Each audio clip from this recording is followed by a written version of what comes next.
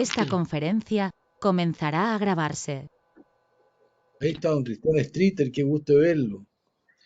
Buenos días, embajador Juan Gabriel Valdés. Otro haitiano, mucho gusto. Buenos días.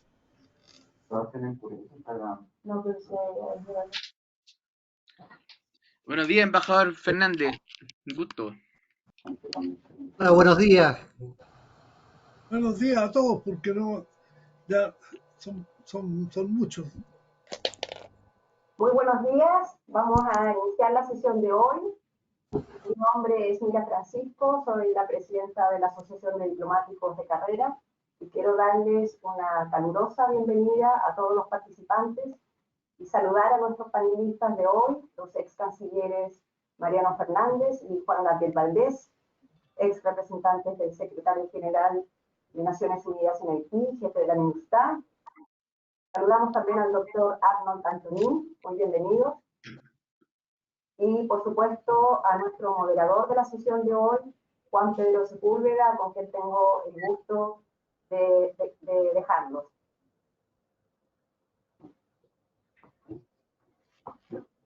Yeah.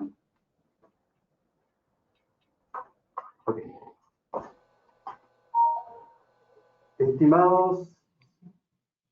Estimadas socias y socios de ADICA, en especial aquellos que se encuentran actualmente destinados en Puerto Príncipe, como el embajador Rodrigo Donoso y el cónsul Claudio Quiñones, invitados especiales, colegas, amigas y amigos. Es un privilegio estar nuevamente con ustedes en estos diálogos junto a tres panelistas excepcionales, tal como dijo Mila, el doctor en Economía y cineasta haitiano, Arnold Antonín, quien presentará su visión sobre la actual situación de su país, y de los ex cancilleres Juan Gabriel Valdés y Mariano Fernández, quienes harán comentarios a la exposición del señor Antonín. Como ustedes sabrán, Chile ha tenido un vínculo muy especial con Haití, que se remonta, pero hay un año en particular, 2004, que marca un hito en esa relación, cuando el Consejo de Seguridad de Naciones Unidas decide reaccionar ante una grave situación de inestabilidad en la nación caribeña. En un hecho que marcó la política exterior de nuestro país, el entonces presidente de la República, Ricardo Lagos, decide sumarse al esfuerzo de la comunidad internacional y de las Naciones Unidas, enviando un contingente del ejército a la Fuerza Multinacional Provisional MINUSTAH, para 3 meses después desplegar cascos azules nacionales en la misión de estabilización de Naciones Unidas para Haití, MINUSTAH.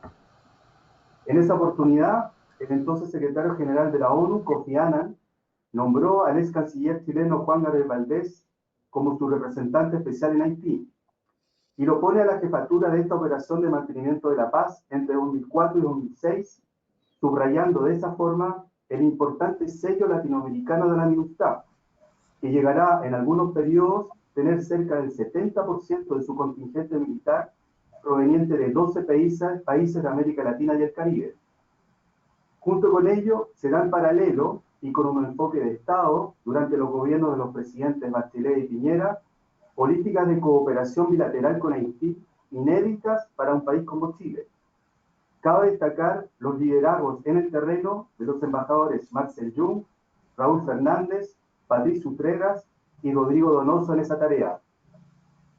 De ahí en adelante, junto al embajador Valdés, quien debió durante su mandato desplegar las capacidades militares, policiales y civiles de la MINUSTAH en todo el territorio haitiano y acompañar el proceso de transición política con la elección democrática del presidente René Preval, se suma entre 2011 y 2013 el también ex canciller chileno Mariano Fernández, a la cabeza de la única misión de paz de Naciones Unidas en América Latina y el Caribe.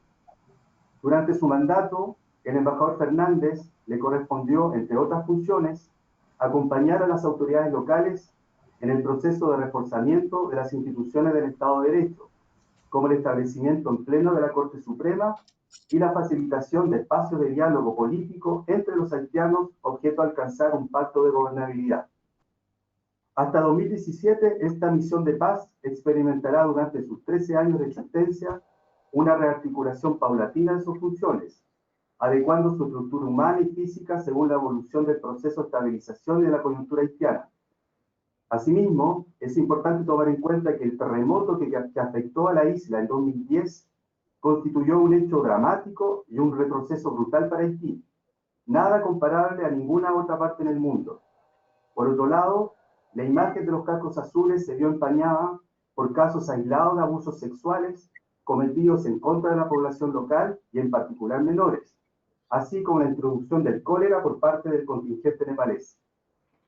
Sin embargo, la retirada de la MINUSTAH en 2017 causó, según algunos analistas, un efecto desestabilizador en esa nación, generando espacios para el incremento de la criminalidad y la violencia política, evidenciando un retroceso en los logros obtenidos en materia de seguridad y Estado de Derecho. En contrapartida, el magnicidio del presidente Jovenel Moïse puso nuevamente en el debate global la real efectividad de las operaciones de paz, tal vez uno de los instrumentos más visibles del Consejo de Seguridad y desde luego de las Naciones Unidas, para responder a situaciones que amenacen la paz y la seguridad internacionales. En dicho contexto, cabe entonces preguntarse, dentro del debate de la reforma del Consejo de Seguridad, si el único órgano de las Naciones Unidas en disponer del uso de la fuerza debe considerar también resoluciones con mandatos multidimensionales y estrategias de largo aliento, con el objeto de evitar el retroceso y la fatiga de la solidaridad internacional, para dar paso al empoderamiento nacional en el proceso de construcción y consolidación de la paz. No en vano, la mitad de los países que emergen de grandes conflictos al cabo de pocos años de la firma de un acuerdo de paz o de una aparente estabilidad, retornan las hostilidades, situación que estuvo al centro de las consideraciones de Naciones Unidas para establecer en 2005 la Comisión de Consideración de la Paz. Hecha esta breve introducción, esperamos ahora escuchar la perspectiva y análisis de un intelectual haitiano sobre el presente de su país. Arnaud Antonin es doctor en Economía, director de cine y profesor universitario. Es conocido tanto en Haití como en el extranjero por su compromiso social, político y cultural. Fue honrado por su trabajo en el premio Djibril Diop Mandeti en el Festival Internacional de Cine de Cannes en 2002. Ha recibido el premio Paul Robeson a la mejor película 3 veces consecutivas y ha sido galardonado con numerosos premios en diversos festivales por sus documentales y películas de ficción. Antonin pasó varios años en el exilio y regresó a Haití en 1976 después de la caída de la dictadura de los Duvalier. Creó el Centro Comunitario Petion Bolívar, un centro que promueve la cultura y los debates políticos, organiza debates regularmente bajo el nombre del Foro Público del Jueves. Finalmente, ha sido galardonado con el Premio Estrecho de Magallanes, otorgado por el Gobierno de Chile en 2020. A continuación, con ustedes, el señor Arnaud Antonin. Gracias. Muchas gracias, Juan Pedro. Buenos días a todos y a todas, señores embajadores y demás participantes de este encuentro. Agradezco a la Asociación de Diplomáticos de Carrera del Ministerio de Relaciones Exteriores de Chile, en particular a Juan Pedro Sepúlveda, la invitación y el honor de poder compartir con dos personalidades como los ministros Juan Gabriel Valdés y Mariano Fernández, ex cancilleres de Chile y ex jefes de la misión de las Naciones Unidas en Haití, que se destacan por ser grandes conocedores de la historia reciente de Haití y de sus crisis. Saludo también a los 200.000 compatriotas haitianos que obtuvieron estos últimos años refugio en Chile. Nadie puede alegrarse de la muerte de alguien, menos aún cuando ha sido asesinado en presencia de su mujer y de sus hijos, tal como lo ha sido el presidente Jovenel Moïse tan cruelmente el pasado 7 de julio de 2021. Es una tremenda crisis que recuerda la de 1867 en Haití, que terminó con el fusilamiento del presidente Sylvain Salnave, y la de 1915, donde fue masacrado el presidente Wilbrahim Guillaume Sam en víspera de la ocupación militar norteamericana que duró 19 años.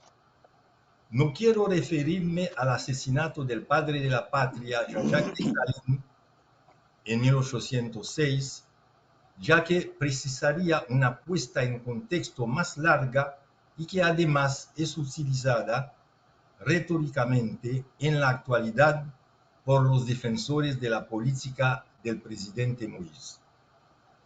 En mi opinión, el principal problema que trae aparejado el asesinato del presidente es que refuerce la impunidad, mal permanente de la sociedad haitiana, obstáculo al imperio de la ley en Haití y del Estado de Derecho. Existe el riesgo de una doble impunidad. Por una parte, no se sabrá nunca quiénes son los responsables de la muerte del presidente. Por otro lado, el presidente, así como sus cómplices, no responderán jamás por los crímenes que han cometido, como lo reclaman las organizaciones de derechos humanos, al igual que la oposición política, desde hace por lo menos 3 años. Empecemos por el acontecimiento que ha conmovido el mundo entero y puesto en estado de shock la sociedad haitiana. Jovenel Moïse es asesinado el pasado 7 de julio de manera sorpresiva y rocambolesca en una operación que parece a la vez muy bien planificada y absolutamente descabellada. Elementos que atraen la atención de todos los observadores, ni una sola bala emitida por sus guardias de seguridad. La policía haitiana hasta la fecha no había podido resolver ni una sola investigación sobre los numerosos asesinatos cometidos en el país, entre los cuales uno de los más recientes y famosos, el del presidente de la Orden de Abogados, el insigne doctor Montferrier Dorval. Sin embargo, en menos de 12 horas resuelven este caso. Y cosa inconcebible, el comando de los asesinos, compuesto esencialmente por ex militares colombianos, no había previsto un plan B de escape. El primer ministro ad interim, quien ya no lo era desde hace más de 2 días, porque el presidente había nombrado a otro, aparece y con una calma olímpica declara tener todo bajo control y decreta un estado de sitio de 2 semanas. Llama a la ayuda del gobierno americano. El Buró de las Naciones Unidas, BINU, a través de su representante, Madame Lalinde, le ofrece su apoyo. Luego, el primer ministro nombrado, pero no todavía instalado, el doctor Ariel Henry, es sorpresivamente reconocido como jefe de gobierno legítimo por los representantes del así llamado Core Group, integrados por los embajadores de Estados Unidos, Francia, Canadá, Alemania, Brasil y los representantes del secretario general de las Naciones Unidas y de la OEA. El primer ministro destituido que había insultado al doctor Ariel Henry acepta y reconoce su autoridad. Se forma un gobierno de continuidad con representantes del mismo grupo de Jovenel Moïse y de su partido, oficialmente partido PHTK, Partido de las Cabezas Peladas. Por su parte, la esposa del presidente, seriamente herida, es evacuada el mismo día del crimen a los Estados Unidos. Reaparece una semana después solamente con un brazo enyesado y se reclama aparentemente la herencia política de su difunto marido en un discurso muy elocuente en el entierro de este. En realidad, ella es el testigo clave. Vuelve a Estados Unidos ayer 28. Mientras tanto, el Departamento de Estado de los Estados Unidos nombra a Daniel Lewis Foote, un diplomático de carrera con larga experiencia en países en crisis, para trabajar con autoridades haitianas para intentar garantizar elecciones libres y estabilidad a largo plazo en nuestro país. viene también acompañado de la zanahoria, la ayuda humanitaria.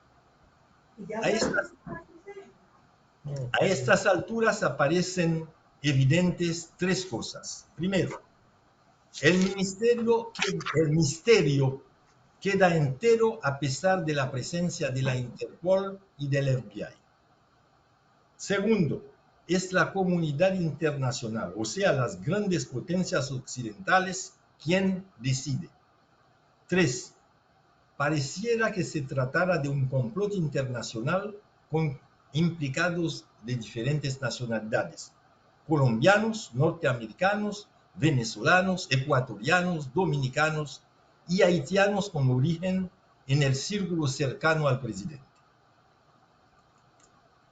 Volvamos atrás y hagamos algunas consideraciones. Veamos la política del presidente asesinado y analicemos el clima que reinaba durante los últimos años de su mandato. Es importante notar que, según las interpretaciones de numerosos y calificados juristas y constitucionalistas, los más eminentes haitianos y extranjeros, el mandato del presidente Jovenel Moïse había culminado el 7 de febrero de 2021. Además, él mismo había interpretado que, según la Constitución haitiana aún vigente de 1987, el mandato de una tercera parte del Senado había llegado a término en 2020, por lo que la mayoría de los senadores tuvieron que admitir que su mandato había acabado. Sin embargo, el presidente Moïse, en su caso, hizo caso omiso de la prohibición de la Constitución de prolongar su mandato por cualquier motivo que sea, otorgándose un año más de mandato hasta el 7 de febrero de 2022, arguyendo que él asumió el poder un año más tarde por problemas en las elecciones. La oposición, la sociedad civil y los grupos de derechos humanos calificaron su mantenimiento en el poder como un golpe de Estado. Desde 2020 empezó a dirigir solamente con decretos presidenciales, dictando más de 40 sin control parlamentario. Por otro lado, el Poder Judicial también se había tornado inoperante por diversas razones. Es así como en el presidente Moïse, con plenos poderes, deja entrever su proyecto de instaurar en Haití una nueva dictadura, tal como lo denunciaba desde hace tiempo la oposición, tomando una serie de iniciativas legales y operativas que demostraban con claridad sus intenciones. Siguiendo esta misma línea, en 2017, Jovenel Moïse resucitó el ejército disuelto por el expresidente Aristide en 1994, lo resucitó, pero con falta de recursos, de manera muy precaria y precipitada.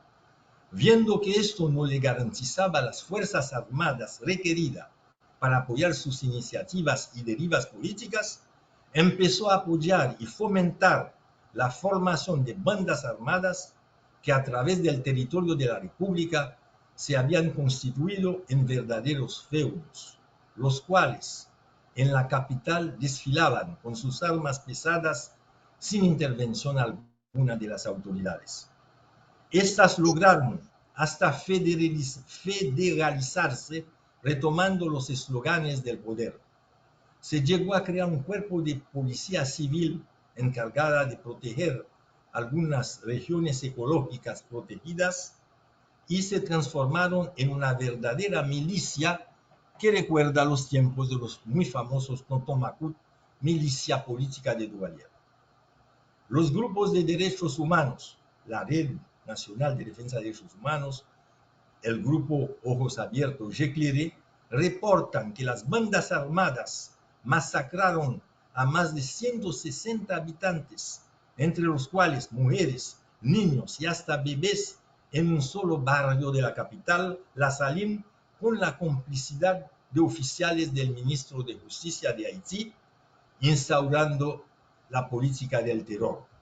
De estos barrios provienen gran parte de los participantes en las manifestaciones callejeras contra el gobierno y de esta manera el poder quiere neutralizarlos a través del terror absoluto. Algunos de los miembros de estas bandas armadas secuestran a diestra y siniestra, alegando que están obligados a hacerlo porque el gobierno no les ha pagado lo prometido. El presidente Jovenel Moïse politiza más que nunca la Policía Nacional, que ya había perdido cualquier operatividad en la lucha contra la inseguridad, al no proveerlos del equipo ni del armamento necesario para combatir las bandas armadas muy bien equipadas con armas de guerra y municiones a granel. Además, el presidente intentó crear una serie de dispositivos legales para asegurar su poder y el futuro del mismo.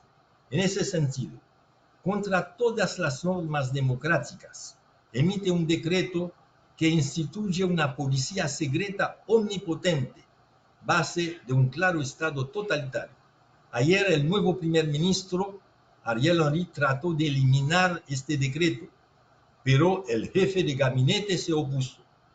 Historia que habrá que seguir.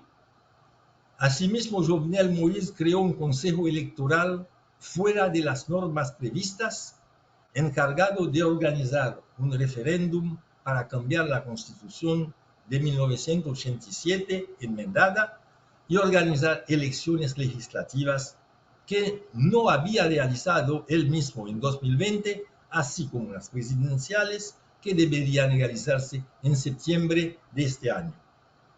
Es necesario destacar que la Constitución enmendada de 1987, sobre el cual se juramentó el presidente Jovenel Moïse, prohíbe cualquier tipo de referéndum, por ser una de las armas que usó el régimen duvalierista para crear la presidencia vitalicia y luego la presidencia vitalicia hereditaria. En este orden de ideas, Moïse pretendía hacer un referéndum sumario, diseñado a su gusto y medida, redactando una nueva constitución con personas designadas por él, que nada tiene que ver con los procesos de referéndum democrático y transparente que se han realizado recientemente en Chile. En la nueva constitución se preveía eliminar el Senado, la figura del primer ministro y otorgar plenos poderes al presidente. Alrededor del presidente Moïse, a pesar de que le gustaba referirse a sí mismo como jefe supremo, que lo sabía todo y tenía poder de decisión sobre todo, se creyó una camarilla de así dichos intelectuales que armaron con él un discurso ideológico con todos los parecidos de las teorías fascistas. Al lado de la exaltación de la figura del presidente como superhombre y la eliminación de los demás poderes, se empezó a martillar sobre la figura de unos oligarcas enemigos del pueblo, recordando a François Duvalier y su lucha contra los mulatos, o a Mussolini con su lucha contra la plutocracia. Empezaron así a querer crear de nuevo una base social en base a un muy peligroso discurso de odio, llamando a una solidaridad en base al color de la piel, ya que Moïse era negro, así como la gran mayoría de la población. Sin embargo, este gobierno ha sido instalado y podido conquistar el poder gracias al apoyo de estos mismos oligarcas de color más claro y sigue dándoles ventajas económicas hasta el final. Una de las grandes preocupaciones del poder de Jovenel Moïse era la posibilidad de tener que responder a la justicia. La Corte Superior de Cuentas lo había señalado en un informe como responsables de varios actos de corrupción, incluso desde que era solamente candidato a la presidencia. El Parlamento mismo, antes de caer en la inoperatividad, había elaborado un informe donde lo acusaban al presidente de ser uno de los responsables del robo de los fondos Petrocaribe relacionado con un préstamo del gobierno de Venezuela de 11.000 millones de dólares. Al final de su vida, Jovenel Moïse se había vuelto el presidente quizás más aislado y contestado de Haití. Casi todos los partidos políticos, asociaciones de la sociedad civil organizada, sindicatos, destacados periodistas e intelectuales, asociaciones gremiales, asociaciones estudiantiles y de profesores, Iglesia Católica, Protestante y Vudú, incluso algunas asociaciones del sector privado, le pedían que respetara la Constitución vigente y presentara su renuncia. Su impopularidad era tal que cuando trató de sensibilizar a la población para que adoptaran las medidas de protección frente a la epidemia del COVID, la reacción fue: si lo dice el presidente debe ser mentira. No existe el COVID, aunque haya tratado yo mismo de convencerlos de que no era así. Tuve que hacer varios videoclips, cosas de este tipo.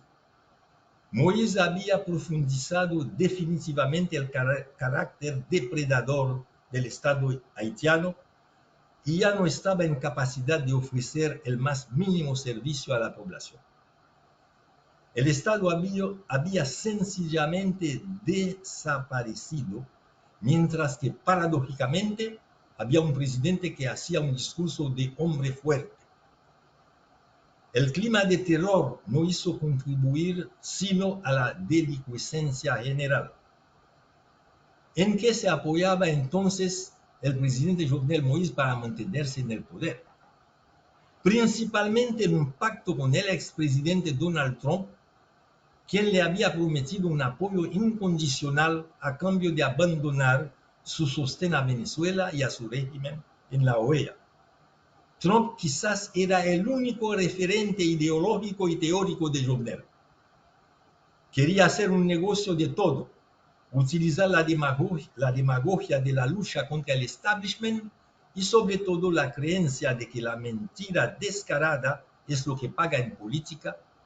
Inventaba todo tipo de proyecto que no llevaba a cabo, pasando a otro sin ninguna referencia al anterior.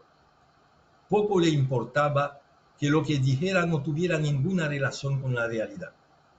Parecía vivir en un mundo de fantasía y para darse coraje manejaba un discurso de odio que podía eventualmente voltearse contra él. Al término del mandato de Trump, pienso yo, hubiera debido darse cuenta que no tenía más recurso que marcharse. Es verdad que las aparentes vacilaciones del gobierno Biden y el trabajo bien pagado de sus lobistas podían darle la ilusión que no había perdido toda esperanza del apoyo decisivo de los norteamericanos.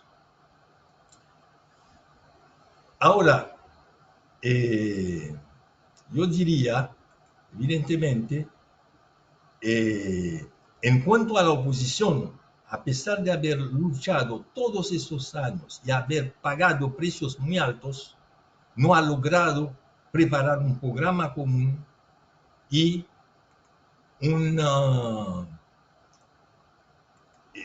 equipo común para presentar una alternativa creíble, pudiendo tomar el relevo de forma inmediata. Siguen discutiendo hasta ahora sobre esta alternativa. Una realidad que compartimos, desgraciadamente, con muchas otras naciones hermanas en la región. ¿Cuáles son las perspectivas? Una pesimista, continuidad de un neoliberalismo, la continua degradación de los derechos humanos y de las condiciones de vida del pueblo.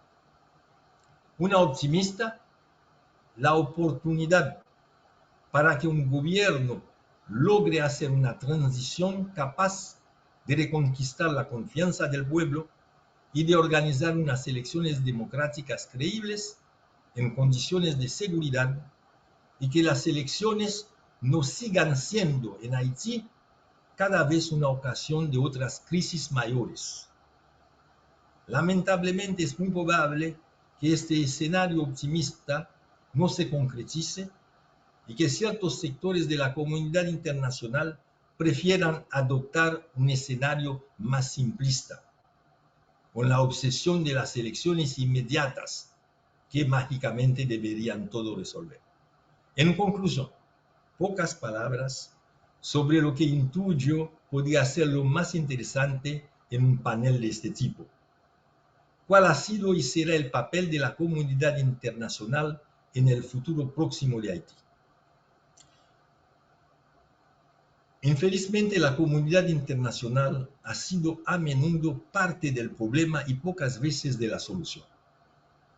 Sin remontar al embargo y bloqueo de 1806, que duró 21 años después de la independencia, ni a la famosa deuda de la independencia de 1825, que ha pesado sobre el desarrollo económico y financiero de Haití, o a la ocupación norteamericana de 19 años de 1915.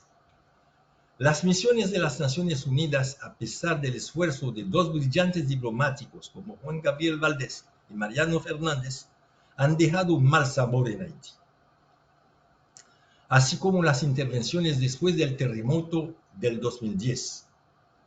Conocemos todos el libro requisitorio de Ricardo Seyntefus, el ex jefe de la misión de la OEA en Haití, que se llama El fracaso de la comunidad internacional en Haití, editado por las prensas de la Universidad de Estado de Haití.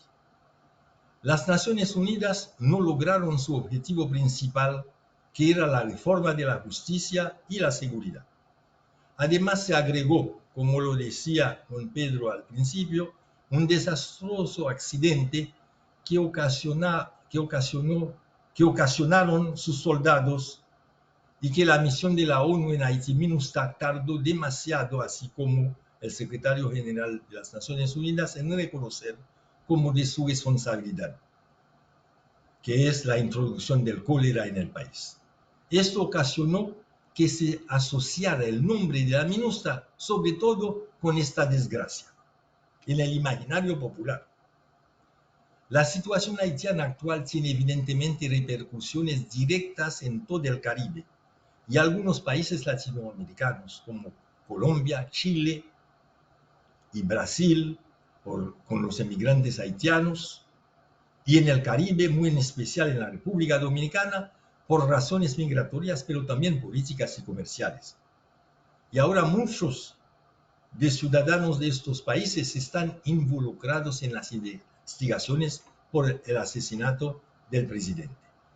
Actualmente creo que sí, técnicamente y económicamente es indispensable un apoyo de la comunidad internacional para resolver, primero, el problema de la seguridad en ausencia de un ejército y de una policía preparada para hacer frente a los gangs que controlan gran parte del territorio. Acaba de sacar un artículo, un periódico norteamericano diciendo que, a su aviso, los gangs ocupan el 61% ya del territorio y controlan todas las vías de acceso del país.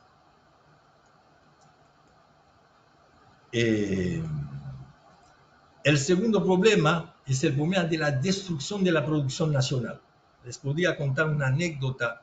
El presidente Clinton, en un acto de confesión pública, dijo que se sentía muy responsable de la producción de arroz en Haití, que él trató de imponer con la importación de arroz norteamericano en un famoso plan de reajuste estructural y de liberalización del comercio y de las tasas comerciales. Entonces, el problema de la destrucción de la producción nacional y de la miseria infrahumana del pueblo hay que resolverlo con inversiones masivas en los servicios y en la producción. Hace falta una especie de plan Marshall para Haití y no una ayuda humanitaria o dádivas dispersas, pero absteniéndose de intervenir en los asuntos políticos internos y principalmente en la elección de las autoridades, como ha sucedido a menudo hasta ahora. El presidente de uno de los consejos electorales de los consejos electorales, confesó públicamente que no es Michel Martelly que había ganado las elecciones, fue impuesto por Hillary Clinton.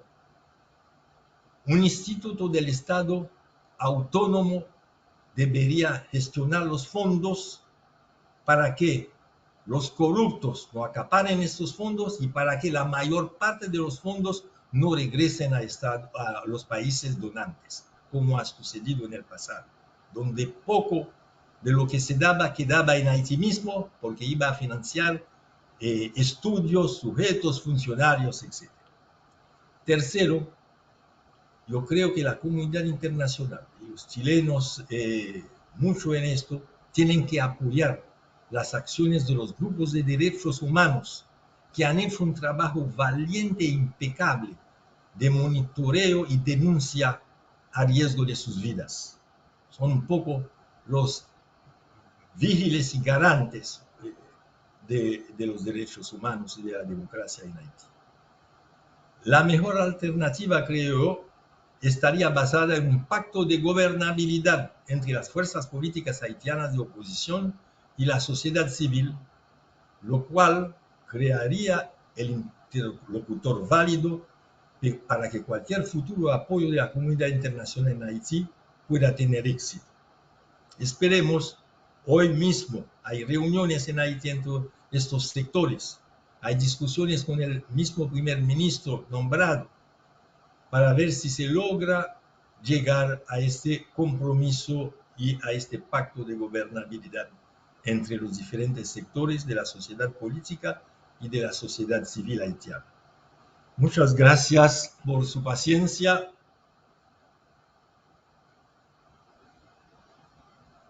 Muchas gracias, Arnold. Les voy a pedir a todos los asistentes, si es posible, que puedan también mostrar sus cámaras, prenderlas, para que tengamos toda una misma visión.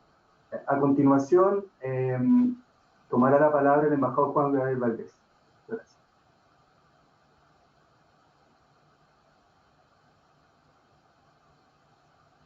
Ahí está. Amundo. Bueno, yo quisiera en primer lugar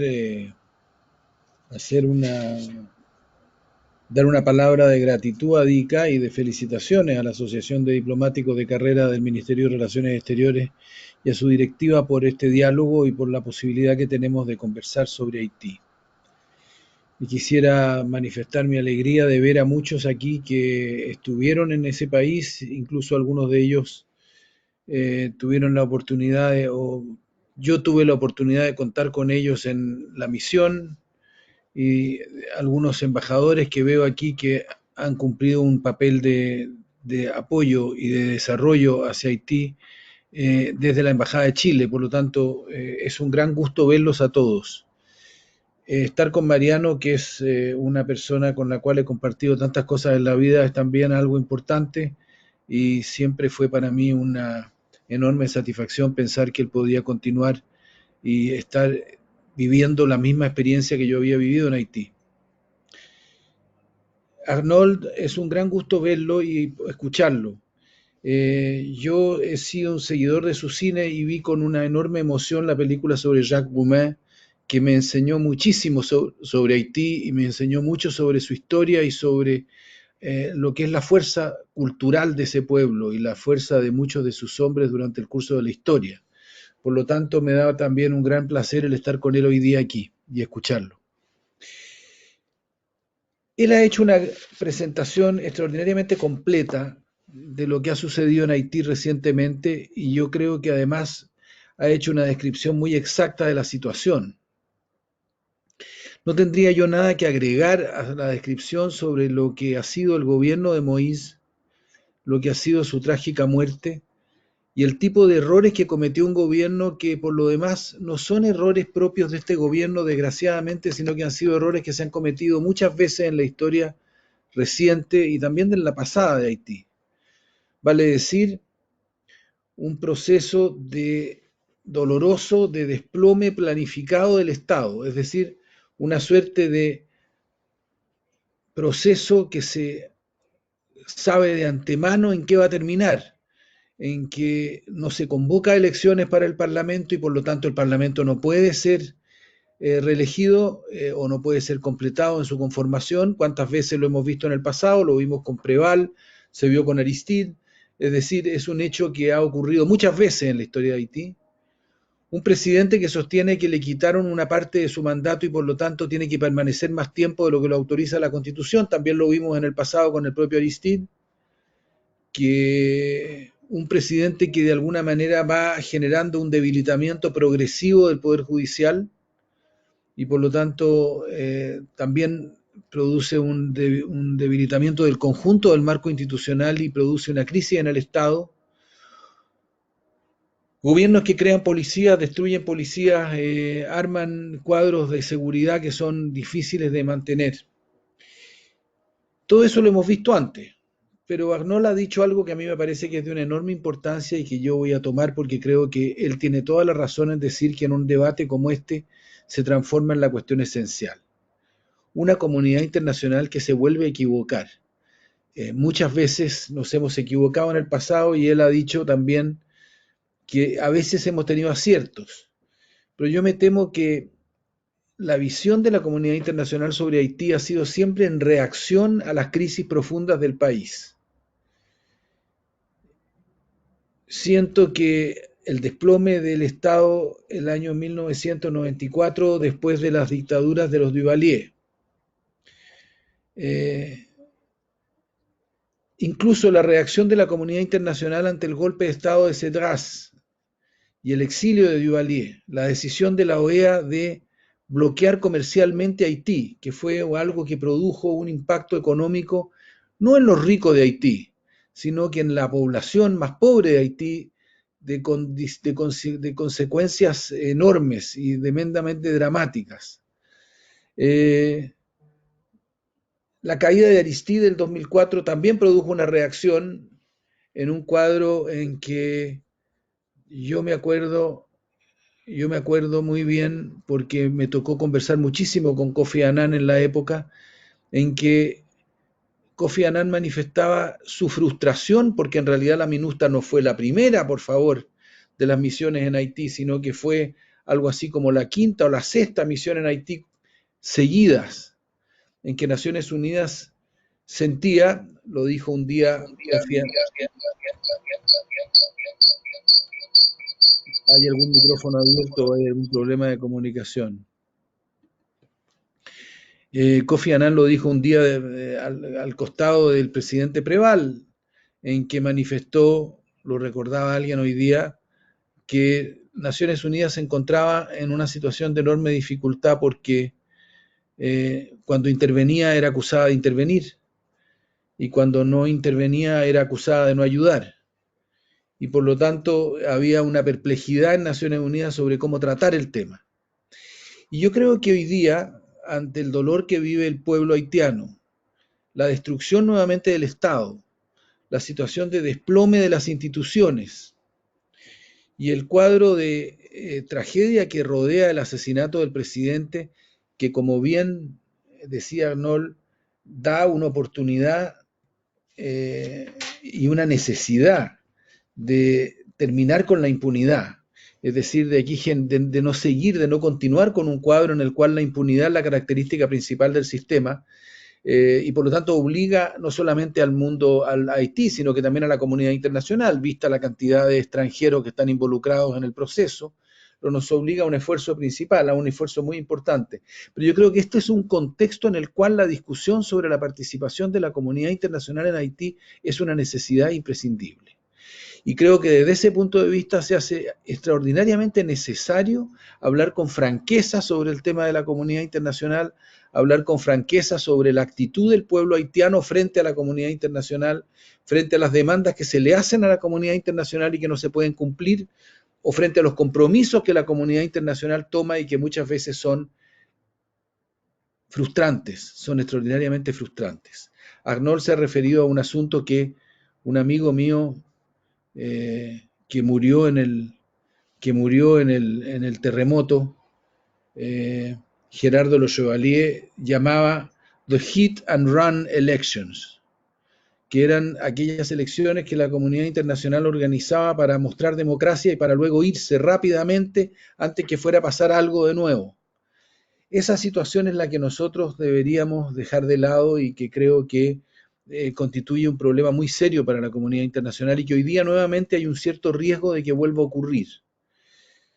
Sin duda que es frustrante que luego de una situación como la que se ha vivido en el país y luego de la muerte del presidente, la clase política no sea capaz de encontrar una fórmula de diálogo que le permita organizar un gobierno de unidad. Es muy bienvenido los esfuerzos que puede estar haciendo el primer ministro Henry hoy día de diálogo con la oposición, pero ver a la comunidad internacional, que en primer lugar, y cuando me refiero a la comunidad internacional estoy hablando básicamente de los países que forman el Core Group, entre los cuales, dicho sea de paso, Chile no está, nunca entendí por qué, porque alguna vez estuvo y hoy día no está, y creo que no ayuda que no esté.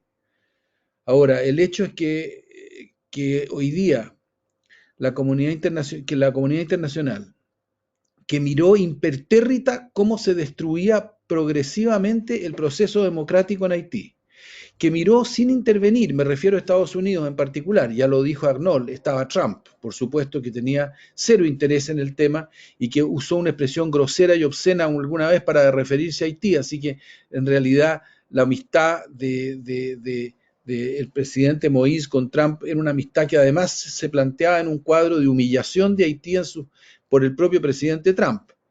En ese cuadro es evidente que la comunidad internacional no hizo nada por prevenir un proceso de desplome del Estado haitiano que estaba siendo practicado de una manera muy directa por el presidente y por su manera de mirar el gobierno y de mirar el poder.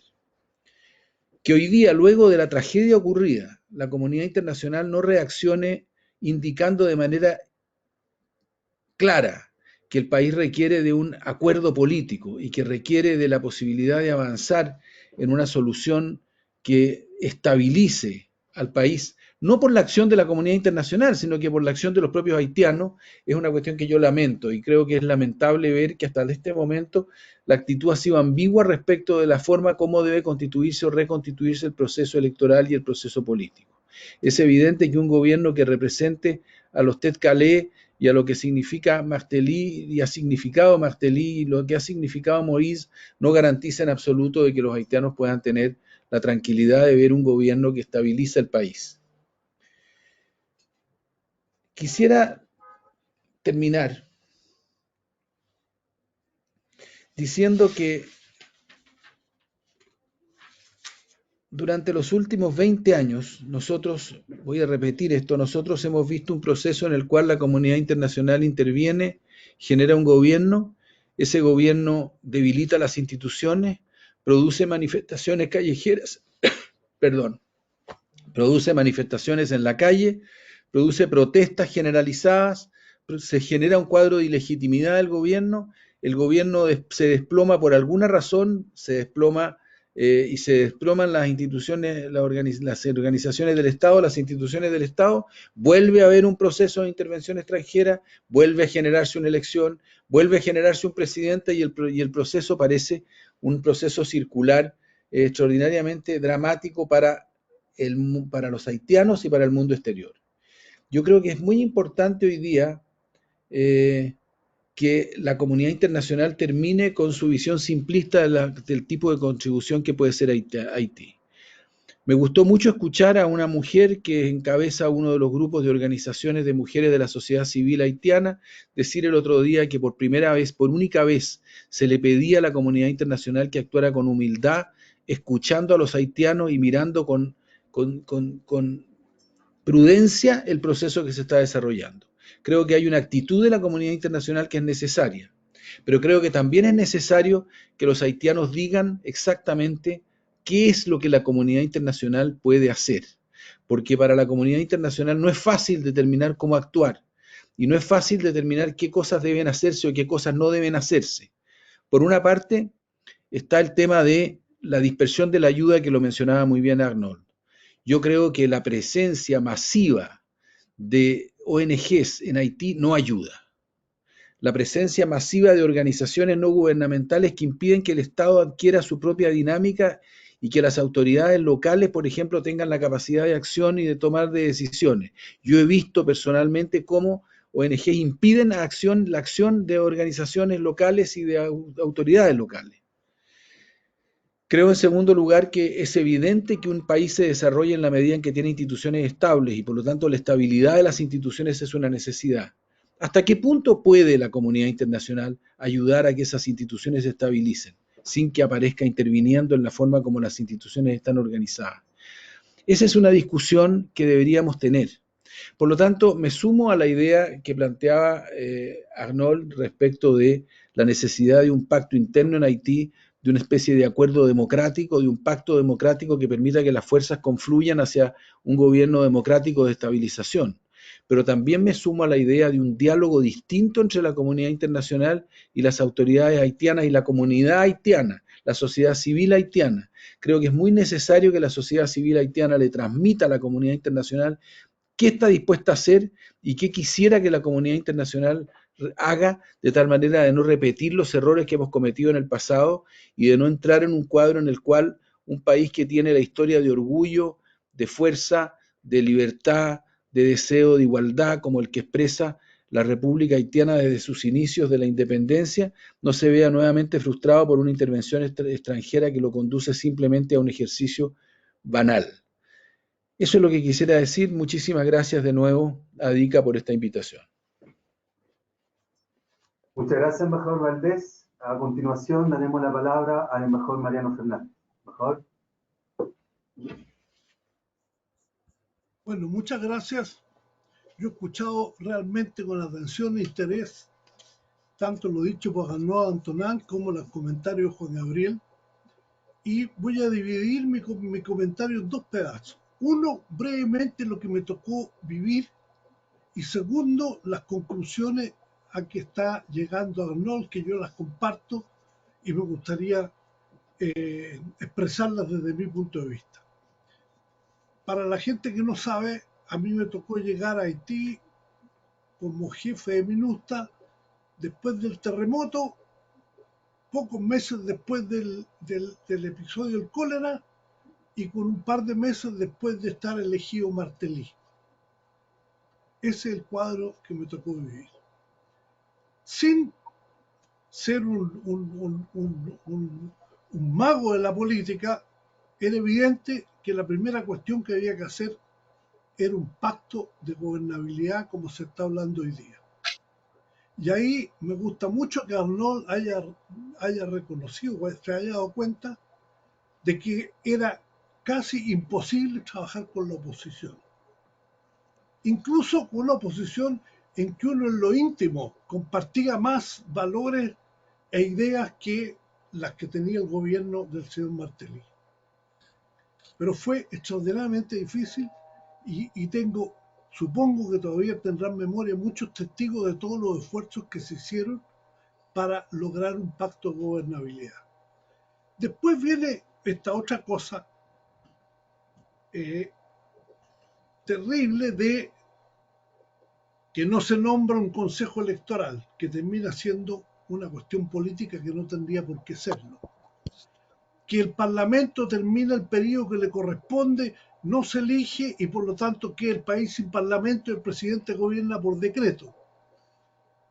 Irregularidades que deberían cambiarse para darle una estabilidad institucional como Juan Gabriel Valdés decía.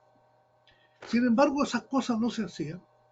Y lo que sí yo creo que fue bastante efectivo en el periodo que me tocó es que la acción de la comunidad internacional redujo severamente, sobre todo si se compara con hoy día, la delincuencia, el crimen político, los secuestros.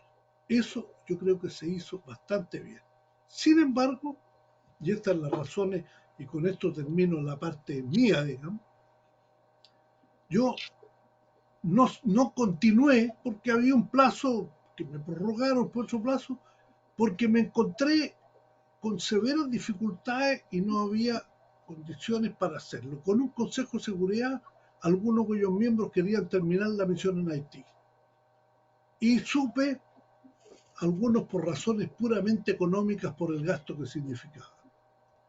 Segundo, a otra gente no le gustaba que lo principal era transformar la misión militar en una misión que le diera a la policía las condiciones de profesionalidad y trabajo para realizar mejor sus tareas. De hecho, en ese momento, y me alegra que lo haya mencionado Juan Gabriel, Chile era parte importante del Core Group y, por ejemplo, parte significativa de la policía haitiana, al único país que iba para capacitarse era Chile.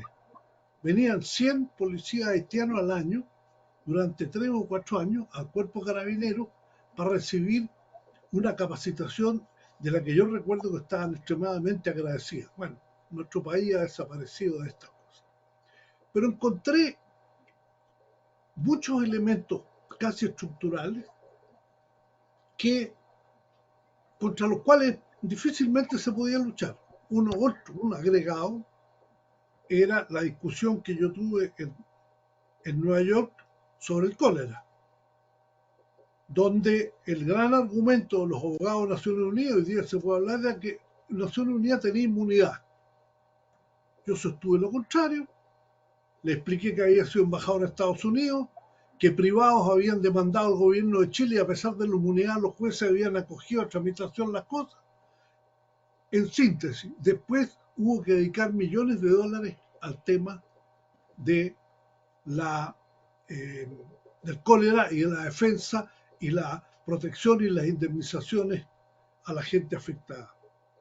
Y por último, cuando uno opera en esto, existe la operación de la MINUSTA propiamente tal, acompañada de lo que se llama el Country Team, que es el equipo de Naciones Unidas de las organizaciones generales, como el Programa de Naciones Unidas para el Desarrollo, el Programa de Naciones Unidas para la Alimentación, etc. UNESCO, en fin. Y esto también realmente tiene una coordinación muy difícil.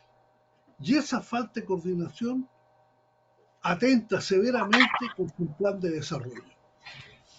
Porque lo que correspondería o lo que habría correspondido era que se actuara de acorde a la mirada política de la MINUSTA, impulsando determinadas cosas, pero la autonomía de los organismos permitía hacer las cosas de otra manera y por lo tanto era bastante más complejo hacer andar de manera ordenada una propuesta internacional para el desarrollo del país.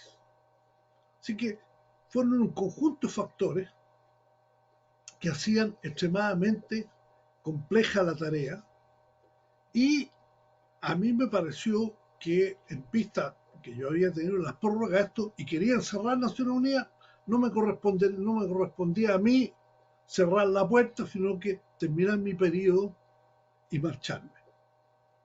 Así que, y en esto coincido con lo que se ha dicho. ¿Qué es lo que sucede después? Digan lo que digan, el gobierno Martelly, desde el punto de vista de la estabilidad, estuvo mejor que otros gobiernos haitianos.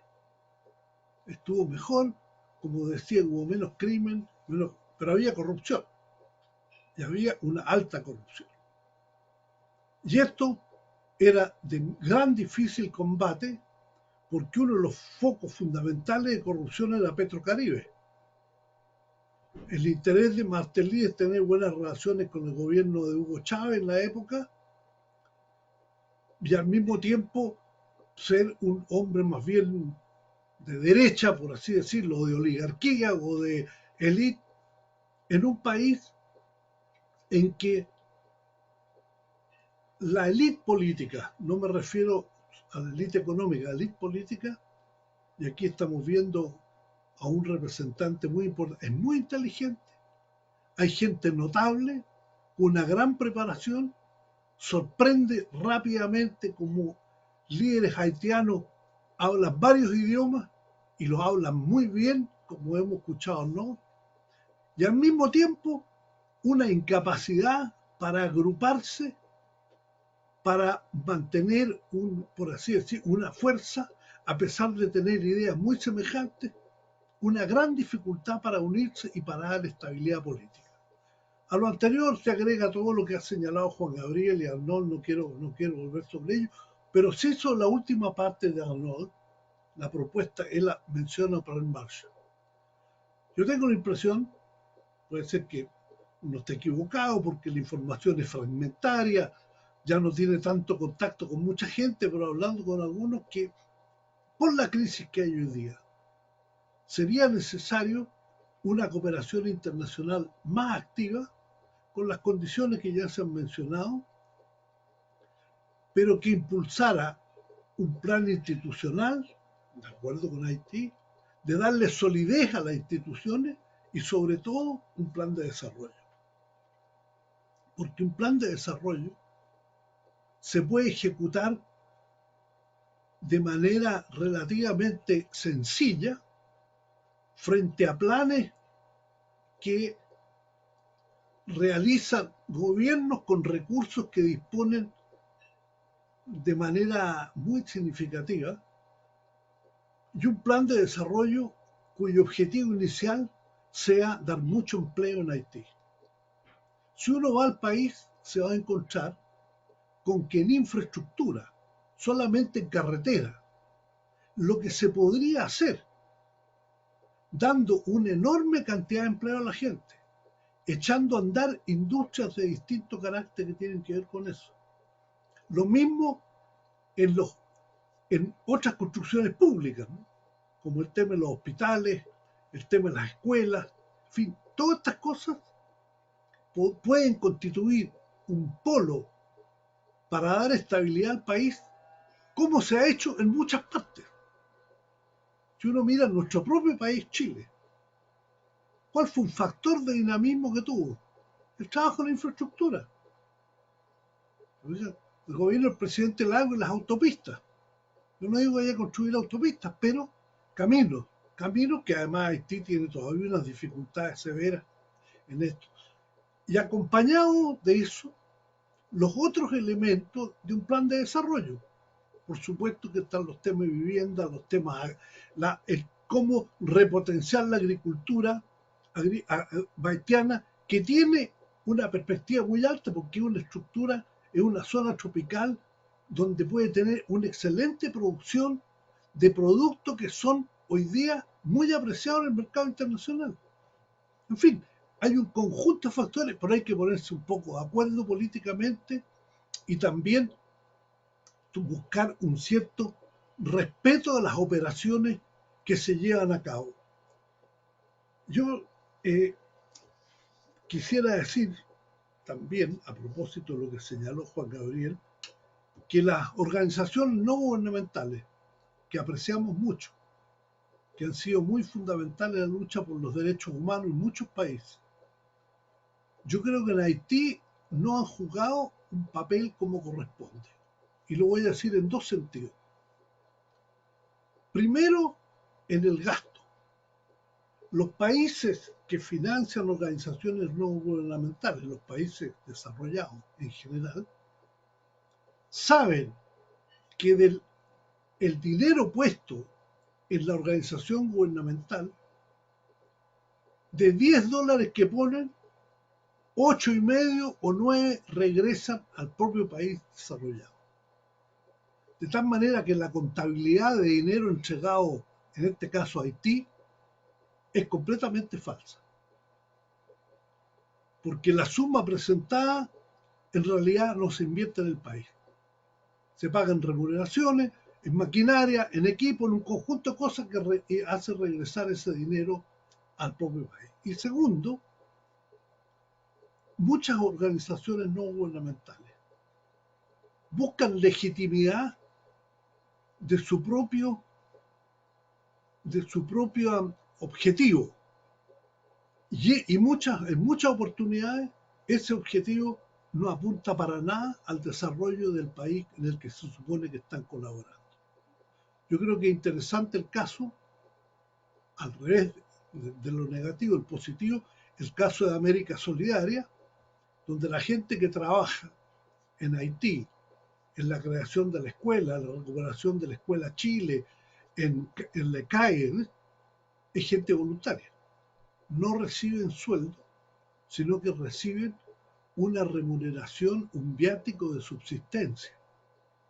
Si ustedes lo comparan eso con otras organizaciones, se van a dar cuenta que en muchas organizaciones no gubernamentales tienen lo que yo llamaría remuneraciones diplomáticas, con lo cual el gasto es enorme en la propia organización y muy poco en el país.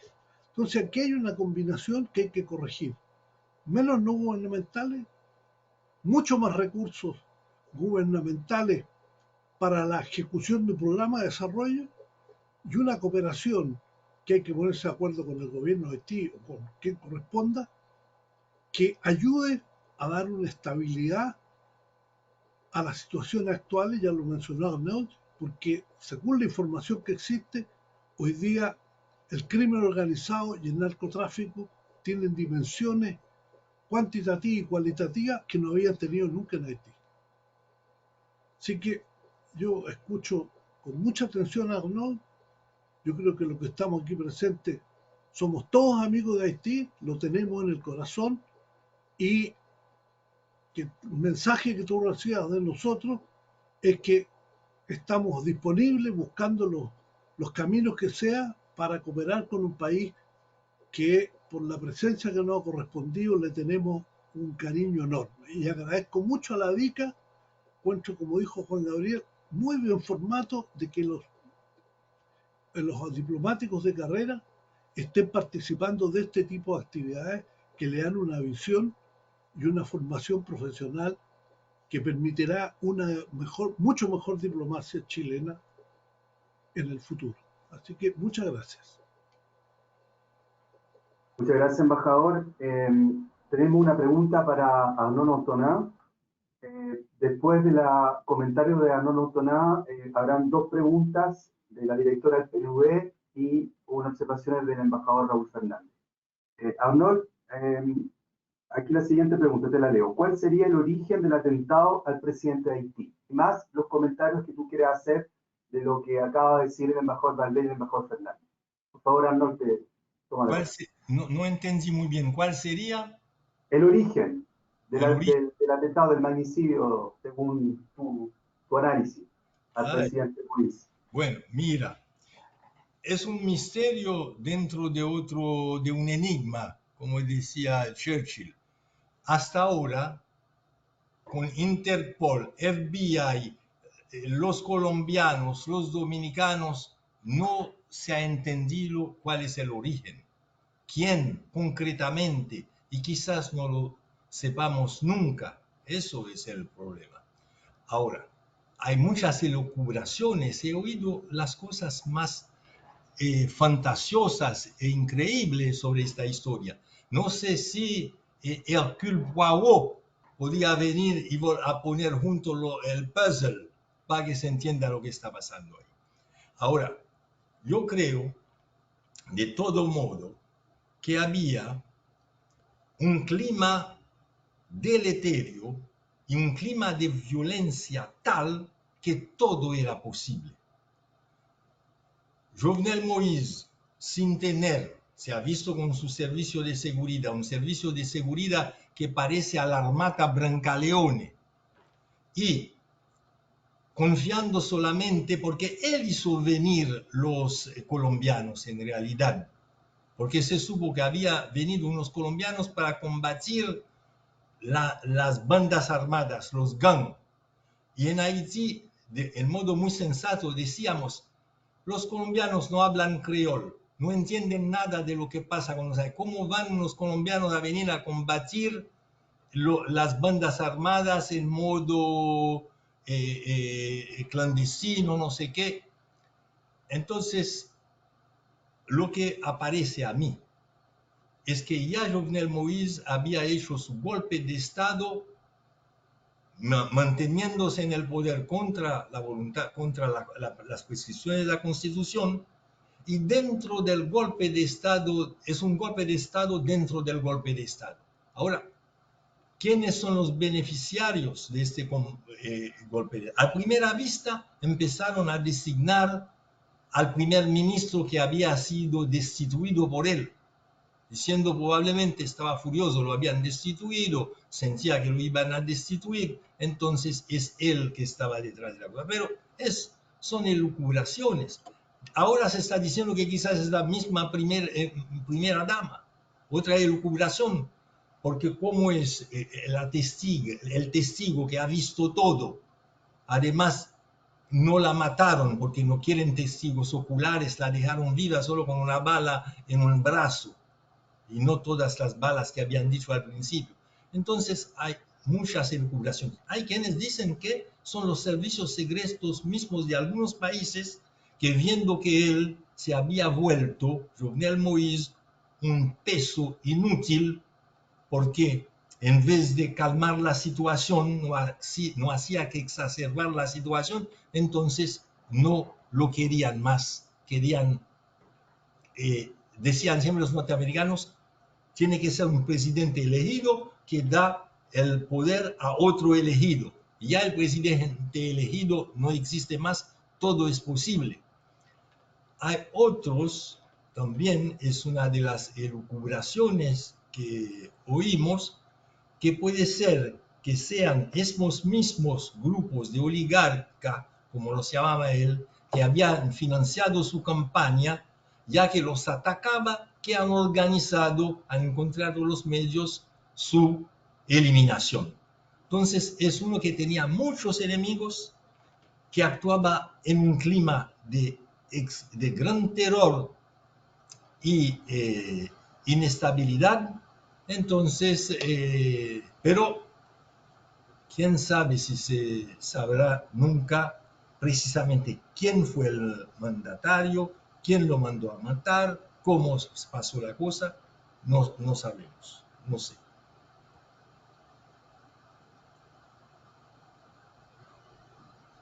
Bueno, debo decir, que me gustaron mucho las intervenciones de los embajadores Juan Gabriel Valdés y de Mariano Fernández, que creo pueden ayudar mucho en salir de esta situación donde estamos nosotros. Tienen una voz que pesa en la comunidad internacional.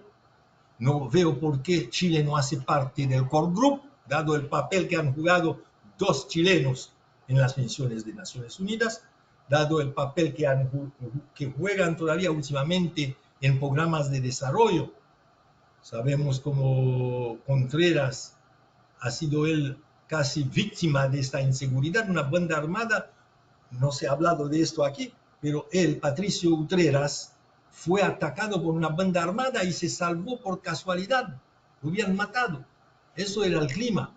Entonces Chile seguramente debe tener información sobre cómo pasó esta cuestión. El Estado haitiano había dicho que iba a hacer una investigación con la ayuda del Core Group exhaustiva para decir quiénes eran y castigarlo. Eso terminó, como de costumbre, en la nada.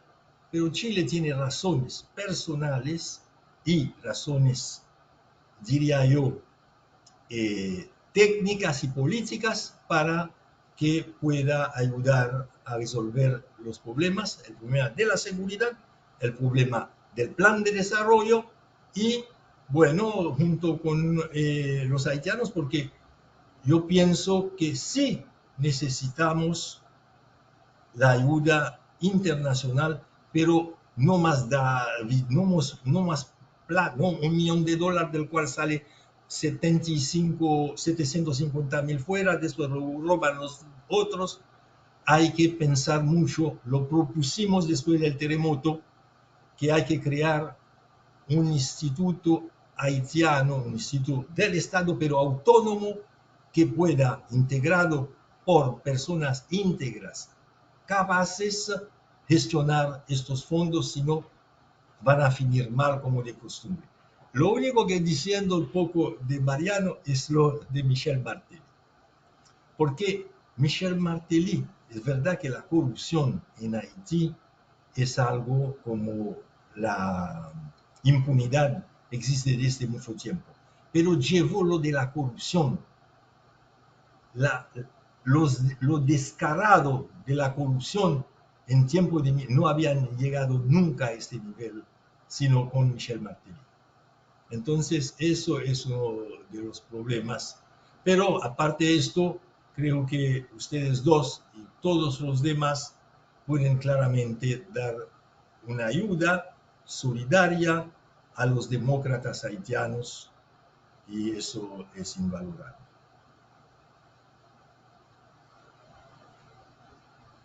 Muchas gracias, Arnold.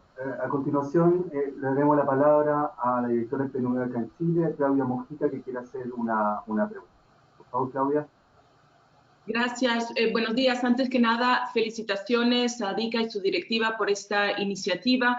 Creo que hemos escuchado aquí uno de los temas importantes es este liderazgo político y operativo que Chile ha tenido con respecto a los esfuerzos de la región latinoamericana de acompañar a Haití. Yo tuve el enorme privilegio de trabajar directamente con el embajador Juan Gabriel Valdés y su liderazgo en la MINUSTAH, indirectamente con el embajador Fernández cuando yo ya estaba en puesto en Nueva York, así es que soy testigo de esto, más allá también del rol importantísimo que jugó Chile como miembro del Consejo de Seguridad, que también estuvo Chile en el Consejo durante el periodo en que MINUSTAH estaba desplegada. Hay un capital político enorme de Chile y eso me lleva a mi reflexión, aparte de agradecer la presentación de Arnold Antonin, a quien también tengo un enorme respeto, admiración por su trabajo del tiempo que pude vivir en Haití y también conocerlo en su momento.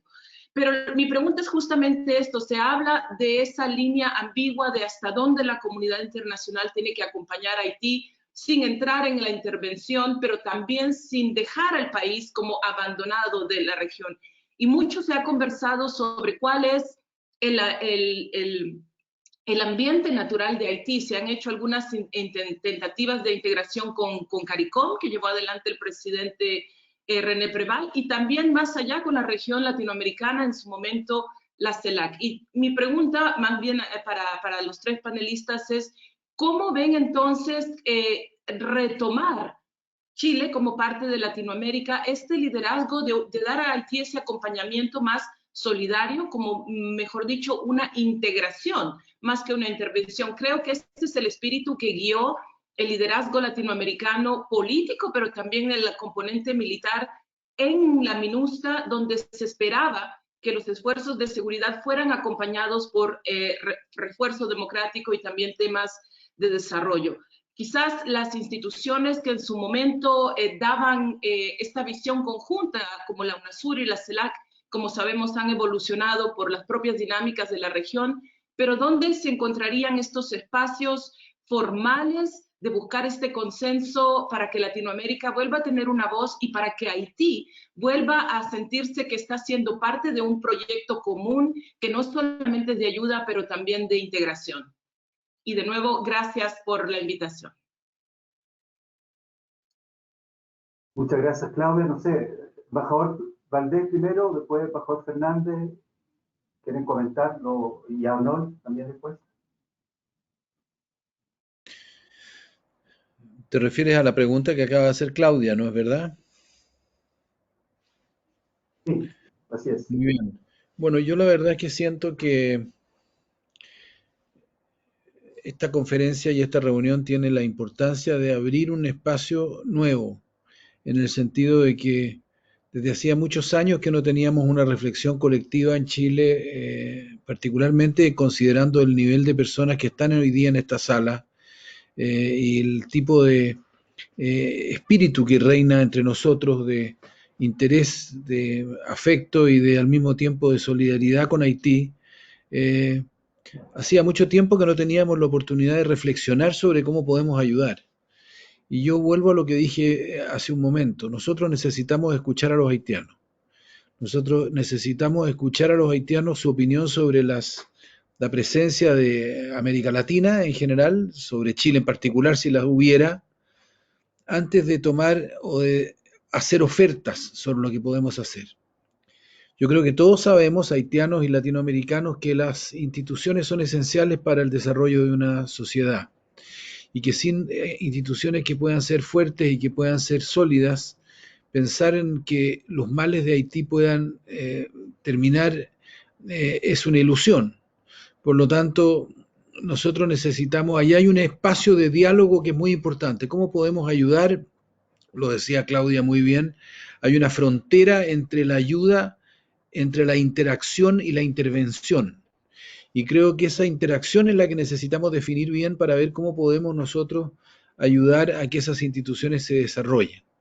Voy a mencionar al pasar que Chile se le ha ofrecido muchas veces, no estoy seguro de que hoy día lo esté haciendo,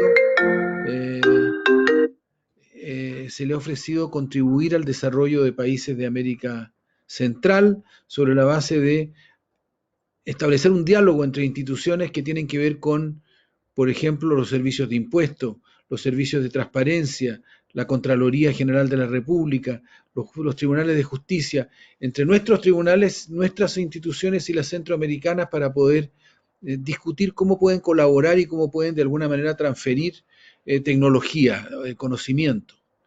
Creo que algo de esa naturaleza es algo muy interesante de explorar y creo que sería útil para Chile poder trabajar esa línea con los haitianos y con Haití, para lo cual necesitamos interlocutores. Interlocutores no son fáciles hoy día, no es claro establecer con quién, pero el solo hecho de que nosotros hayamos tenido a Arnold hoy día y que él muestre hasta qué punto es importante para nosotros escuchar a los haitianos muestra que la sociedad civil tiene mucho que decir. Por lo tanto, las organizaciones de la sociedad civil haitiana son para nosotros muy importantes. En este terreno quiero rescatar el rol que pueden tener las universidades. Es decir, están universidades en Haití, hay gente en las universidades haitianas con las cuales nosotros podemos establecer acuerdos desde ahora para reflexionar conjuntamente y para ver cómo contribuimos a que nuestro gobierno, nuestro Estado, se involucre en un proceso de conversación y de diálogo con las autoridades haitianas que surjan, esperamos todos, de una manera democrática del proceso que está comenzando hoy día. Por lo tanto, yo me limito a decir, sí, Chile puede contribuir a Haití, Chile debe contribuir a Haití, 200.000 haitianos en Chile es una obligación para nosotros de compromiso de largo plazo con Haití, pero nosotros tenemos que antes de todo escuchar a los haitianos para establecer y precisar dónde nuestra contribución es necesaria y es importante y dónde nuestra contribución confirma la fuerza de la soberanía haitiana, de la capacidad que tienen los haitianos de recuperar su soberanía y no la disminuye, al contrario. Eso quisiera decir, Juan Pedro, gracias. Muchas gracias, embajador Valdés. Embajador Fernández. Mira, si me permite a mí una palabra, primero que todo, estoy completamente de acuerdo con lo que dijo Juan Gabriel, con lo que ha dicho Juan Gabriel Valdés, entonces no tengo nada más que agregar en esa materia. Solo agregaría que todo esto que señala él del diálogo, de la necesidad de tener aportes, de ver cómo la tecnología de administración, de gestión del Estado puede ser compartida con un diálogo con los haitianos, yo creo que hay que agregar un elemento. Ese tipo de actividad tiene que ir en paralelo con un plan de desarrollo. Porque voy a usar el ejemplo más vulgar y más sencillo. Lo aprendí hace muchos años en cuando estábamos en Europa. Hay que dar empleo, porque es muy distinto vivir de un bono, de la caridad, de un esfuerzo, que levantarse en las mañanas y que a uno le paguen en la tarde. Y por lo tanto tener la opción para alimentarse, para aspirar a una vivienda. Esas cuestiones son sumamente básicas, pero son definitivas. La situación psicológica de una persona que tiene empleo es radicalmente distinta de aquellos que no tienen empleo y no tienen perspectivas de empleo. Eso. Y por último, algo que había olvidado completamente, sobre todo porque Arnold es un gran intelectual, un cineasta, yo también sospecho, tengo un hijo aquí, parece que está en el encuentro, que está en la OEA, yo tengo la sospecha que me llevó las películas de Arnold que me las había regalado Juan Pedro, porque yo alguna vez vi, ahora las busqué y no las encontraba. Pero a propósito de Arnold quería decir lo siguiente. Todo esto que tiene Haití tiene además un agregado que mucha gente no conoce, que es el sentido cultural y de arte que existe en Haití. Los italianos usan una expresión arte povera, pero de una calidad, una artesanía artística, una vocación por la manualidad con sentido cultural gigantesca, que es un factor que podría también jugar un papel extraordinariamente importante, la parte cultural. Ya mencionó Juan Gabriel las universidades, pero ampliando el espectro, yo creo que hay ahí un área de colaboración y de interés por Haití que puede ser extraordinariamente significativa. Así que muchas gracias por todo, ya hemos hablado demasiado, sería bueno escuchar a otra gente, sobre todo a Arnold, que comente alguna pregunta que creo que está preparada. Muchas gracias, embajador. A continuación daremos la palabra al embajador Raúl Fernández y después terminaremos con palabras finales de Arnold Toná para cerrar. Por favor, embajador Fernández. Muchas gracias, saludos a todos, un gran abrazo a Arnold, que hace mucho tiempo que no lo veía, y evidentemente a todos quienes están en esta conferencia.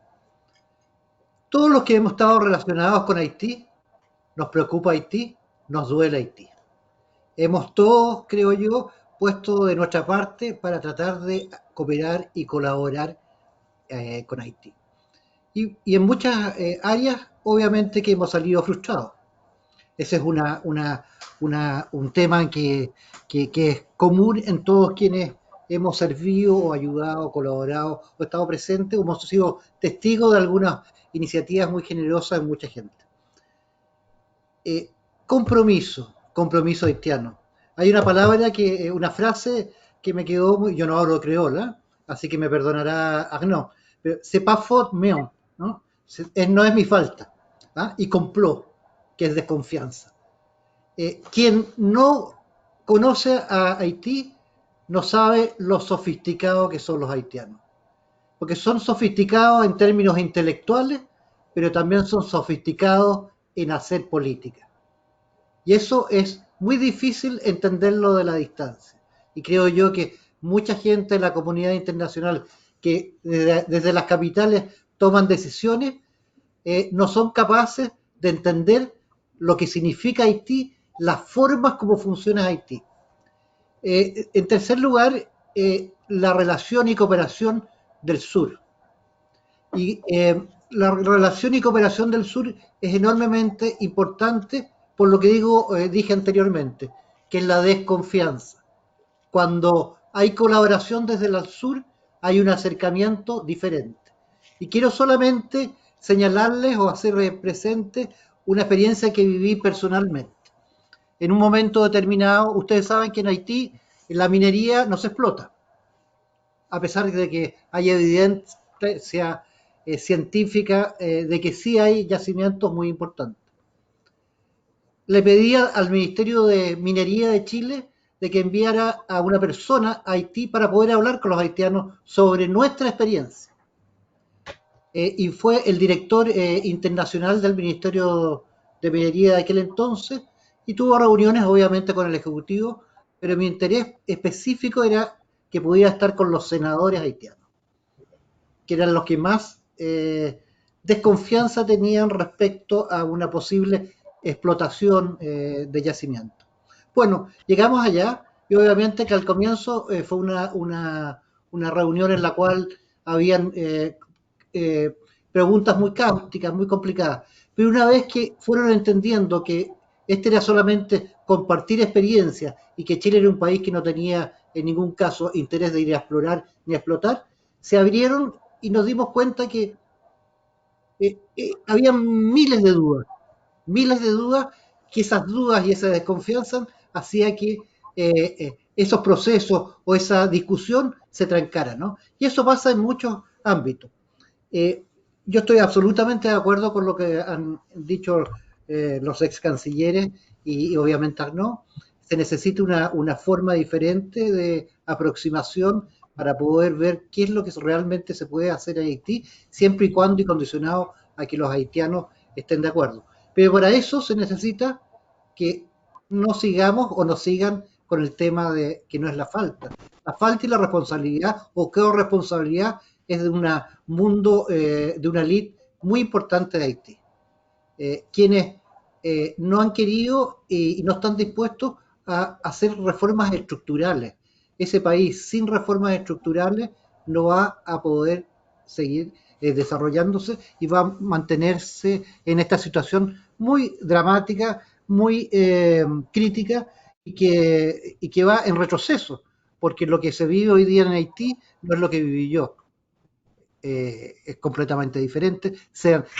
Cuando yo viví en Haití, uno podía viajar con resguardo, con cuidado, pero había control. Yo veo que hoy día hay áreas del país e incluso de la capital en que no hay control. Y eso es una cosa nueva, lamentable, y que me hace recordar lo que pasaba hasta antes del 2004. Muchas gracias y felicitaciones, Juan Pedro, por esta iniciativa. Creo que es muy útil y muy gratificante el poder reencontrarnos todos quienes estamos mirando, pensando y nos preocupamos de Haití, es algo muy positivo. Gracias.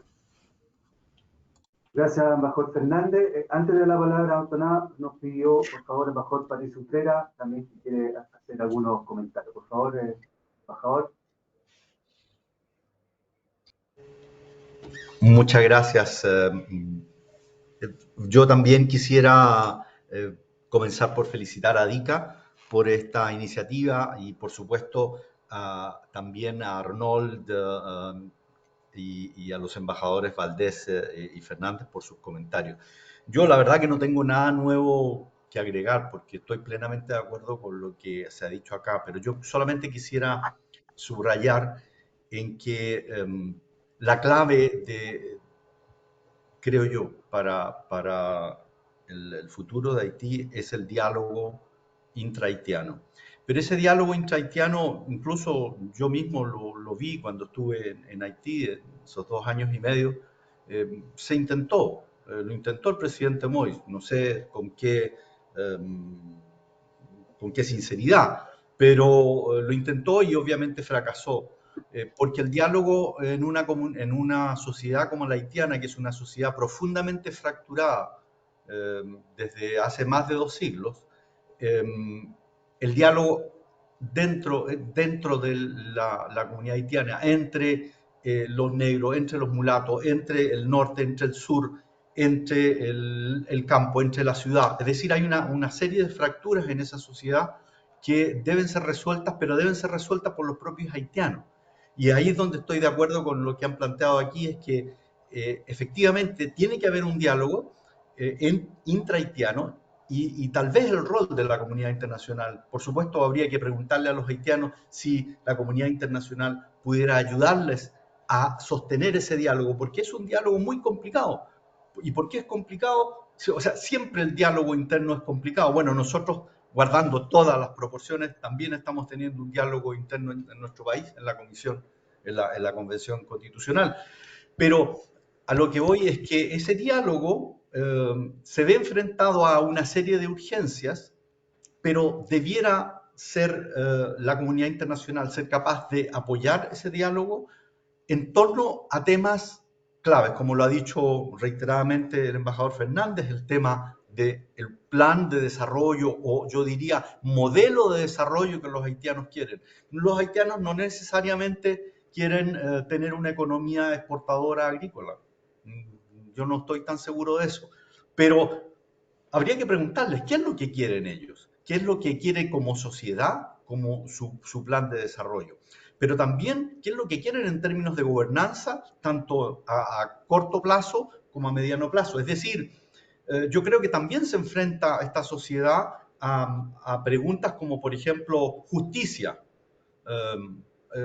en temas de corrupción, en temas de violaciones de derechos humanos. ¿Pero cómo? ¿Con qué sistema judicial? Es decir, ¿cómo hacemos justicia? Pero es clave, es fundamental terminar, como decía Arnold, con la impunidad. No puede el país seguir adelante, pero hay que encontrar una solución a eso. Pero de nuevo, también la solución tiene que ser con los haitianos y tiene que ser parte del diálogo. Ahora, el problema muchas veces es que como las urgencias en Haití son todas, La clave tal vez es encontrar cuáles son aquellos puntos del diálogo, cuáles son aquellos factores de acuerdo principales que constituyan la columna vertebral por la que Haití puede transitar hacia el futuro. Ese es un desafío muy importante. Muchas gracias nuevamente a los organizadores y a todos ustedes. Muchas gracias, embajador Utrera. Bueno, vamos a finalizar este diálogo con las palabras, los comentarios finales de Arnaud Montoná. Y en nombre de la presidenta, de Soledad, de los directores de ADICA, agradecer a todos los presentes por estar acá. Efectivamente es un diálogo muy importante, la visibilidad del gremio y también la importancia que para nosotros significa Haití para la política exterior de Chile. Finalizaremos entonces con Arnold para sus comentarios finales. Y nuevamente, Arnold, muchas gracias al canciller Valdés, al canciller Mariano Fernández también, por compartir este tiempo con nosotros. Arnold. Muchas gracias, Juan Pedro. Muchas gracias, Alika.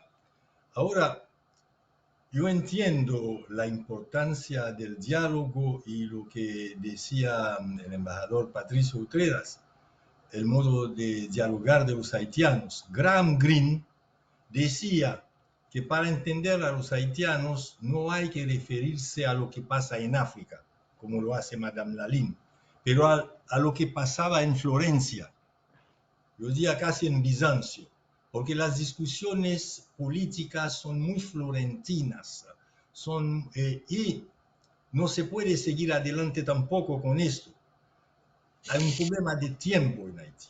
O sea, es una bomba de tiempo porque hasta ahora el pueblo se ha vuelto muy cínico o muy cansado, pero de un momento a otro puede haber una tremenda explosión social.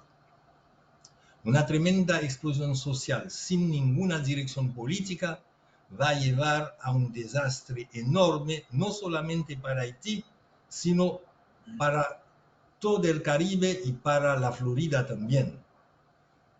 Los norteamericanos, cuando intervinieron en Haití, lo acaba de decir un embajador responsable del dossier de Haití durante la crisis del 94, decidieron intervenir no para ayudar a Haití, sino porque estaban llegando demasiados haitianos sobre las costas de Florida.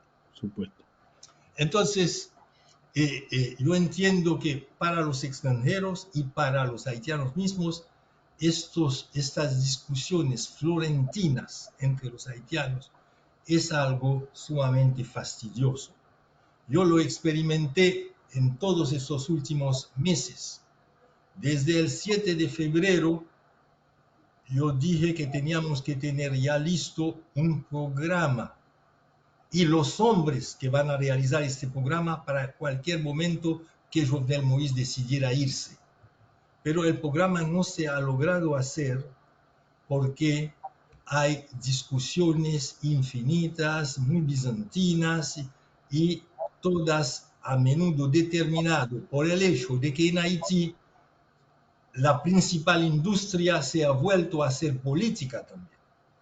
Entonces, yo creo que Chile y ustedes, los diplomáticos y políticos chilenos, tienen no solamente una especie de deber de solidaridad o la amistad, pero tienen una legitimidad con los 200.000 haitianos que tienen en su casa, que han venido en pocos meses por esta misma situación haitiana que se está agravando, tienen una legitimidad de tener un peso más importante en lo que se dice a nivel de la comunidad internacional. Y creo que ahí tienen sus palabras a decir sobre la coyuntura actual, sobre el problema de la seguridad. En Haití no va a pasar nada, no va a suceder nada de nuevo, sino que se va a empeorar si no se resuelve el problema de la inseguridad. Nosotros vivimos en Haití con, se dice en francés, la peur au ventre, con el miedo permanente. Nadie sale de su casa con la idea que está seguro que va a regresar. nadie.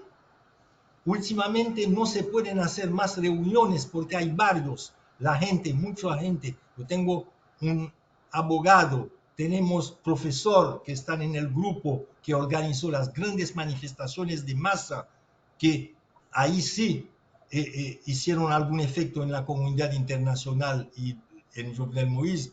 No pueden venir a reunirse porque toda la zona de Carrefour, que es la zona entre el norte, el oeste, el sur y el sureste, está ocupado por banda armada que intervienen, son los mismos que habían secuestrado a los dominicanos. Entonces, es un problema urgente, inminente, y el problema de la ayuda humanitaria empieza por ahí. Ahora, el otro problema es lo de las instituciones. Yo creo que el discurso que nosotros los demócratas hacemos en Haití cuando nos reunimos, ahí en Haití hay una tradición de liderazgo mesiánico. Entonces hay que terminar con eso. Todo el mundo está buscando cuál es el nuevo Mesías que va a resolver el problema. Nunca saldremos. El problema son las instituciones. Lo han dicho ustedes con su experiencia. Juan Gabriel, Mariano y después Claudia ahora. Tenemos que ir hacia la consolidación de las instituciones. Pero para consolidar las instituciones en Haití hay que decir que el poder político está cautivado, está en la mano de unos grupos pocos que no lo quieren dejar. Entonces hay que apoyar a la gente que quiere que se vayan, que liberen el poder político para que finalmente las organizaciones serias de la sociedad civil, las organizaciones políticas puedan tomar en mano esta dirección política. A menudo, por simplismo, por un realismo, un realpolitik mal entendido, las autoridades internacionales que cuentan, porque hay los que cuentan y los que no cuentan. En Haití, tú hablas del core group, todos ya del core group, pero finalmente son los norteamericanos. Entonces, tienen a un cierto momento que entender esta realidad y descartar las soluciones simplistas y las soluciones ya hechas. Tienen un discurso alrededor de las elecciones, todo parece dirigido hasta realizar lo más pronto posible las elecciones para dar el poder a un gobierno legítimo. Eso es ridículo al límite, pero si lo quieren con su fuerza, lo van a imponer, lo van a realizar, pero eso no es posible.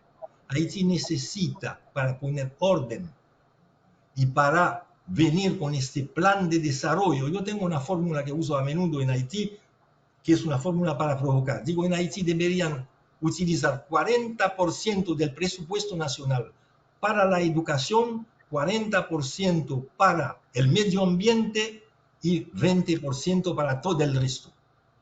En los países que han salido de la guerra mundial, en Polonia, en Alemania mismo, ¿cuánta parte del presupuesto nacional se ha utilizado para la educación? Invirtiendo en la educación, que va a ser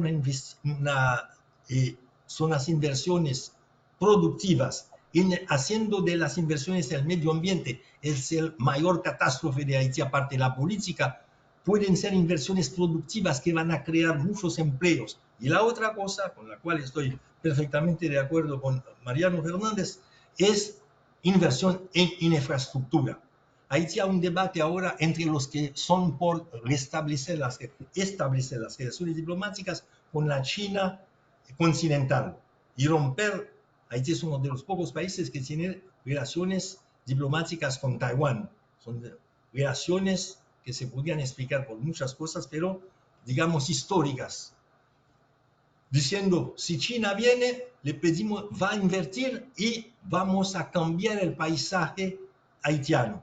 Van a hacer infraestructura, van a invertir masivamente de verdad en las infraestructura, calle, hospital, escuelas y hasta centros donde la justicia puede actuar. Los tribunales de paz, hay un tribunal de paz delante del cual paso cada día, es para reírse, porque es un tribunal de paz situado en un medio que parece una guerra.